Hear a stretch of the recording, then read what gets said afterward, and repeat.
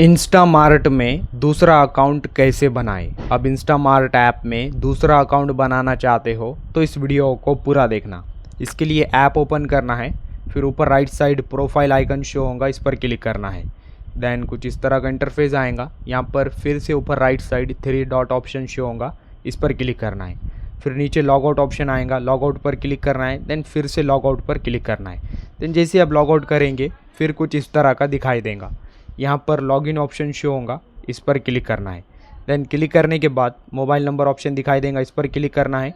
फिर आप नया अकाउंट जिस मोबाइल नंबर से बनाना चाहते हो, हाँ आप नया अकाउंट जो नंबर से बनाना चाहते हो, तो यहाँ पर आपको नया मोबाइल नंबर डालना है। यहाँ पर आपको अपना नया मोबाइल नंबर डालना है जिससे आप न्यू अकाउंट बनाना चाहते हो। देन नंबर डालने के बाद कंटिन्यू पर क्लिक करना है। देन जैसे आप कंटिन्यू करेंगे फिर आपने जो मोबाइल नंबर डाला है उस नंबर पर OTP आएगा। देन फिर यहाँ पर आपको OTP डालना है। देन जैसे आप यहाँ पर OTP डालोगे फिर आपका दूसरा अकाउंट बन जाएगा। तो आप इस तरह से दूसरा अकाउंट बना सकते हैं। वीडियो इन्फॉर्मेटिव लगा तो लाइक करना।